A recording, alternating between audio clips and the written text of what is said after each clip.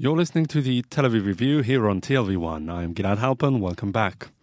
I am now delighted to be joined here by Dr. Gabriel Noah Brahm. He's an associate professor of English at Northern Michigan University. He's probably best known as the co-editor of the incredibly comprehensive The Case Against Academic Boycotts of Israel. But we're here to speak about his current project, the one that's currently underway, and is provisionally entitled Israel in Theory. It dissects the theoretical underpinnings of the writing of Israel bashers in the academia all around the world. Hello, Gabe, and welcome to the Tel Aviv Review. Hi, Gilad. It's nice to be here. So before we move on to Israel in Theory per se, I would like us to cover the basics and focus for a brief moment on academic boycotts of Israel. So are you against the idea of boycott per se, or is it just academic boycotts because they impinge on academic freedom, or is it the fact that Israel is involved, the only Jewish state in the world? So tell me what the main sticking points are. Well, I'm glad you asked because there's a lot of confusion about this that comes up in the process of debating boycotts of Israel. I'm not opposed to all boycotts. I boycotted grapes in California for years in support of the agricultural workers there. I am firmly in favor of boycotting bad things. Mm-hmm. The fundamental reason that I oppose boycotts of Israel is that Israel is something good. Israel is a miracle in human history. The fact that it exists, you know the history as well as I do, or better. It's an amazingly great thing. And while it's not perfect, it's flawed like any country, like every country on earth. I wouldn't boycott Israel because I boycott bad things. Mm-hmm. But some people may disagree with you. Isn't it their right to think that Israel is maybe not as great as you think it is? Everyone's got the right to be mistaken. Mm-hmm. People, I don't know if they have the right to be evil, but evil exists in the world. And there is a movement called BDS whose goal is to destroy one nation state on earth, the Jewish state, which I regard as an evil and malevolent purpose. Mm-hmm. But what do you mean by destroy? Because they would say it's just a non-violent type of opposition to Zionism that they see as inherently unjust. Well, there's a couple of interesting points there to respond to. One is the nature of the justice and injustice of the Israeli-Arab conflict or the Palestinian-Israeli conflict. That's a big subject which we can go into if you like. No, but some people are just anti-Zionist because they think Zionism is wrong. You may disagree with them, but the question is whether they're evil or whether it's fair to call them evil. Yes. I regard it as evil to aim to wipe out a nation state of an ethnic group, any one of the ethnic groups on earth. Every national group has a right to self-determination, I believe. The Kurds, the Palestinians included. Even the Jews, I would argue, have a right to national self-determination. When you select one group on earth to deny the right to self-determination to, and it happens to be the Jews, I regard that, it's a quirk of mine, I guess, as anti-Semitic. And I view anti-Semitism as deeply immoral, bad, wrong, and profoundly evil. Mm-hmm. If you look at the history of the 20th century, the 19th century, and on back, you'll see, I think there's a good deal of evidence to support my view. When you say that BDS is nonviolent, I disagree. I view it as a deeply violent project in terms of what it aims at. And it aims at dismantling the Jewish state and imposing in its place an Arab majority state, which Jews would likely flee from, which they might potentially die in a bloodbath to try to survive in or to defend themselves. That's, the kind of future that you don't have to ask me. People like Benny Morris but in their defense, would say that it's unlikely that it would be a hospitable place for Jews. I have to say that in their defense, proponents of BDS say that part and parcel of the models that they suggest is that it would be a completely democratic state with a full citizens, civil rights and citizenship and equality before the law, etc. You just don't see it as feasible. Well, no. Oddly enough, I've heard that idea that a future Palestine in which Jews would be a minority would be a secular and democratic state. Secular and democratic, as in the case of Gaza, I guess, or what other examples in the region do we have of really secular democratic Arab regimes in which minorities are flourishing? Mm-hmm. I want to go back to what you just said before about anti-Semitism. So some of those people are Jews. Can Jews be anti-Semitic? They can. In fact, there's a longstanding notion, Senator Gilman has written famously about it, the notion of Jewish self-hatred. He didn't invent the concept, but I recommend his book to you. The well-known idea of Jewish self-hatred is just another way of talking about Jewish anti-Semitism. In fact, it's no secret. It's not something you have to search for in order to find. It's right out there in the open. And many of the leaders of BDS in the U.S. are anti-Semitic Jews. Jews who provide the function of Jew washing to the anti-Semitic BDS campaign by taking the lead in opposing not just Israeli policies, but the existence of the Jewish state. Max Blumenthal is a famous example, Judith Butler at Berkeley. I could go on naming names, but I don't want to upset people. We'll get to that in a minute. But before that, I just want to make one thing clear. According to you, there's really no daylight between anti-Zionism and anti-Semitism. That's correct. Mm-hmm. If you mean by anti-Zionism opposition to the existence of a Jewish state in Israel. A Jewish state in Israel. No daylight there, it seems to me, at all, unless you want to come up with a really good reason why one national group on earth should be deprived of its right to self-determination in what is right now an existing UN member state. It's one thing to be anti-Zionist before 1948 is what I'm trying to suggest. In the days of Dubnov and Achad Ha'am, people could debate it. Hannah Arendt had her reservations, but these folks didn't advocate rolling back an actually existing state or turning back the hands of time or reversing the course of history. Mm-hmm. And so if we look at BDS right now and, compare it or transpose it against the anti-Zionism that, as you say, has been long-standing, why did BDS come so late into the game? It's an interesting question. It's a historical question. I might not be the best one to answer this question, but I guess it's got something to do with where opponents of Israel think that they can gain traction after the end of the Cold War, when maybe other violent, more directly violent, physically violent options seem not to be so productive. It would be nice to know more about the tactics, really, that are at work in the emergence of this campaign at this time. It's got to do with the growth of the human rights culture after the end of the Cold War. The first, kind of salvo in the BDS movement is 2001 at Durban at the United Nations Conference on Racism, which turned out to be a conference to condemn, racism, so-called, in Israel as a supposed apartheid state, which it's not, and that's an absurd and obscene comparison. Because of the flourishing of human rights culture after the end of the Cold War, the discourse of human rights, I think, becomes available as a weapon to beat on the Jewish state, particularly in the context of the absurd sort of structure of the United Nations, where Israel comes out as responsible for 75% of the wrongdoing in the world, if you count up the votes that single out one nation state for criticism. Mm-hmm. So it's got something to do with the power of the human rights movement, maybe with the limited value of old-style suicide attacks. Israel put up the defense barrier in after the second Intifada.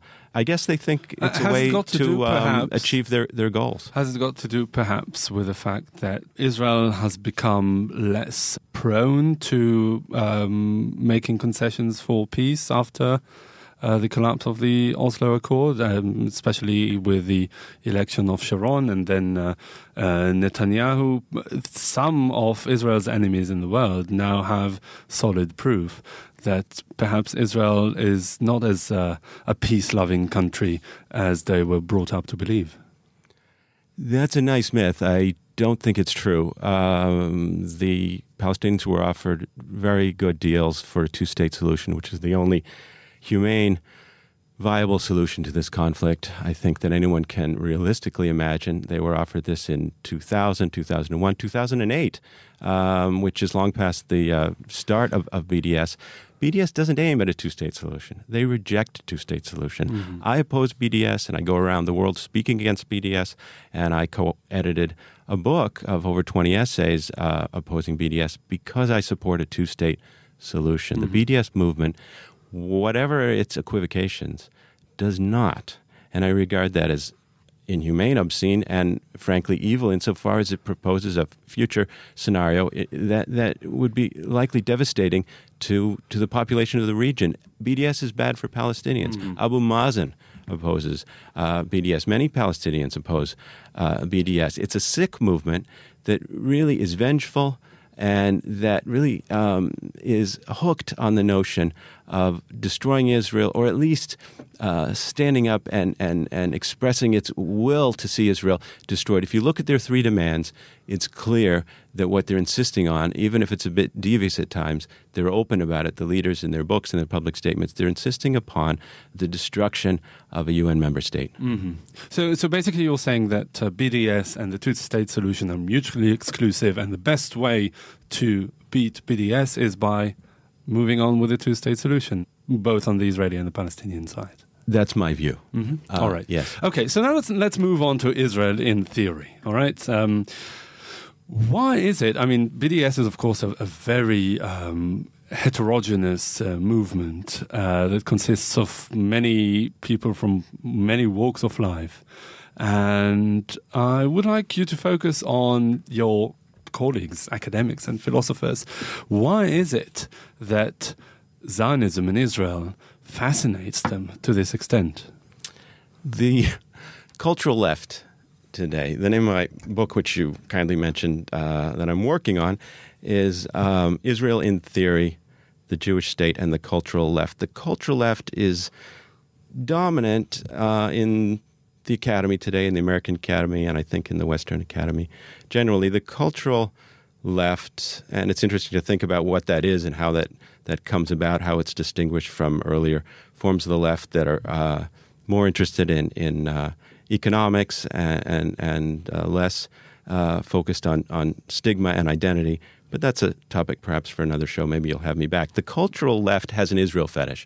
The cultural left wants to define itself as radical, of course, but what's it radical about? We're talking about a postmodern left, after the end of grand narratives and so forth, a left that's very uncertain of itself. And to answer your question directly, I think they focus excessively on Israel because they're, for a number of reasons, but one, because they're nostalgic for dramatic examples of opposition to the system, to global capitalism, especially to what they refer to as Western imperialism. So in the Palestinians, you have an imaginary substitute for the proletariat. Somebody said to the cultural left, you must support the proletarians, and they heard Palestinians.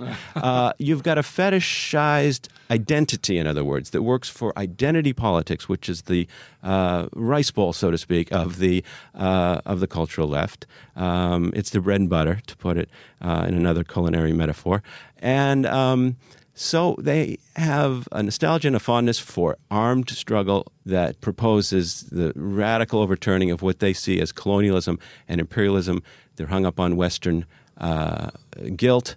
But you have other bêtes noires, as it were, to bash, right? I mean, you can speak against America just the same and say America is the root of all evil. Why Israel? It's a great question. If you hate the little Satan so much, why don't you hate the big Satan more? That question comes up when the cultural left are focused on Israel, as some of them supported Hamas last summer. I could give you examples if you're interested. Why the little Satan when the big Satan is so much bigger. I think part of the answer is that the cultural left, you have to give them credit, are anti-American and do spend a lot of time bashing America, American culture, American power. They see Israel, rightly so, as the indispensable ally of America. Some of their hatred, I think, to be fair to them and fair to the U.S., is by association with America. It's a kind of self-hatred and self-contempt that Western pseudo-radicals, the cultural left, are very prone to. But they also see it as vulnerable in a way, that the big Satan isn't. If you ask Naomi Klein, for example, why boycott Israel? Why not boycott the United States, given that what you say Israel is guilty of, and you go down the list, the U.S. is guilty of all that, more so, and more.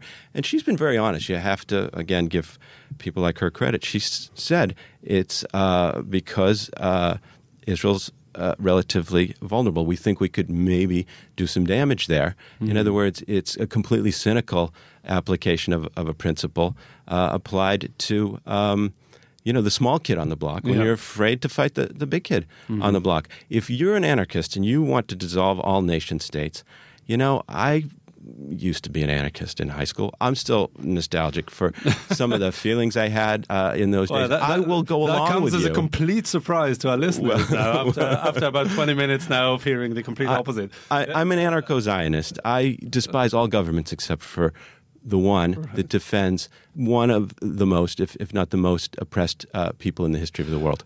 But oppressors and other people, I mean, you can't ignore the elephant in the room, can you? I mean, the fact that there are millions of Palestinians that have lived to, and of course this is a very complex issue, but under Israeli occupation. It is a complex issue indeed, and even I am only human. I feel compassion and concern, and I think it's awful what I see that Palestinian children are born into. What people are growing up with who had nothing to do with getting themselves into the situation that they're in, which is a dreadful situation. The fact of the matter is that the occupation is the result of a defensive war on Israel's part, and remains in place in spite of numerous efforts the Jews have made to make peace. All the way back to 37, 47, after 67, we Jews tried to end this dreadful situation. We've not been allowed to by our partners for peace. Fair enough. I'd like to steer clear of politics for the remaining few minutes that we have, because this is something that we've heard before. I mean, again, you're expressing it very, very clearly and very eloquently. But to our listeners, and especially those who are interested in what's going on here, this it's a fair argument that's been voiced before. But I would like to ask you to focus on some of your work as a cultural scholar, and perhaps talk a bit about those people whose work you dissect in your forthcoming book. You don't have to name names unless you want to, but I would like you to give us really, in very broad strokes, the theoretical underpinnings and who are really the theoretical forerunners. What kind of cultural and philosophical traditions these people who are currently active in deconstructing Zionism, as it were, come from? Okay, well, I won't mention any names, but their initials are Gianni Vattimo, Alain Badiou, Edward Said, Judith Butler. Even this Twitterer, Steven Salaita, I think... You're being kind to him. Well, he's a famous Twitterer. I say, even Salaita comes in for scrutiny in my work because, frankly, his work isn't all that interesting on its own intellectually. It's pretty poor stuff on its own merits, but it's become...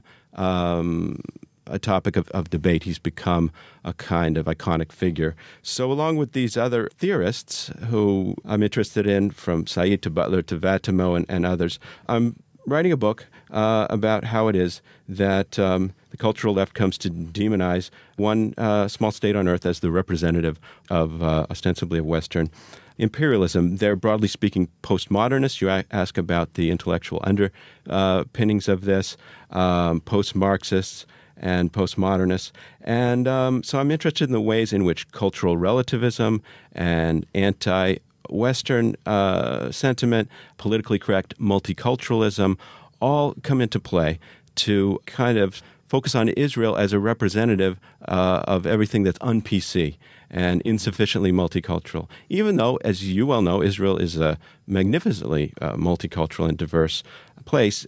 In fact, they like to imagine Israelis as white colonizers. And again, that's the big theme of the postmodern left, I think, anti-imperialism and anti-Western activity. Gianni Vattimo, to take a dramatic example, last summer, in the case of the conflict with Gaza, went on the radio, and he's someone I'm devoting a chapter to. And he, as you may have heard, said, I'd like to shoot those Zionists myself.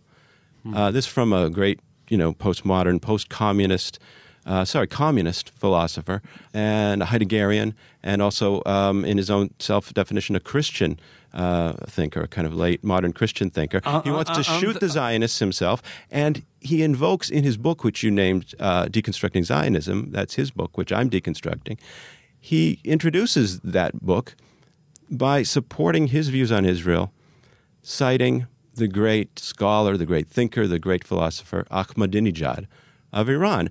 And you have here a postmodern philosopher, a European academic who's supposed to merit respect, insisting that what his fellow academics ought to learn from him about what he's interested in terms of Israel is that Ahmadinejad of Iran has the right idea.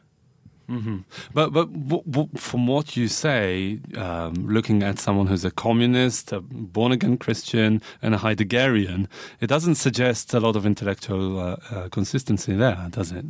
I think that's a good point. This is someone who is, in fact, unprincipled and willing to manipulate any discourse to express his resentment of what he regards as a kind of fundamentally unjust regime with a capital R, meaning the nature of things on earth. These are people... And again, Israel is the most vulnerable, so... These are people who hate our world, who hate our freedom, to quote one of our American presidents. Yeah.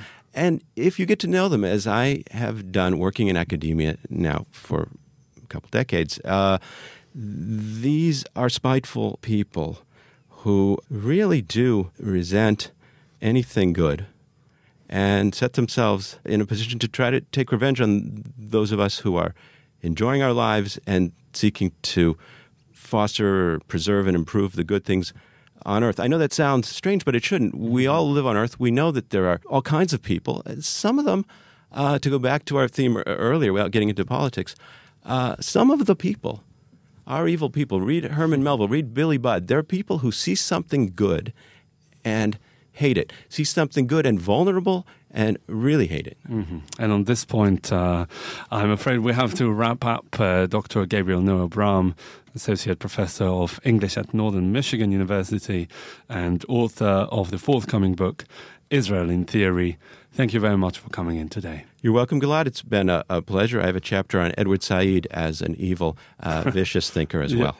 Okay, something to look forward to. Thanks a lot.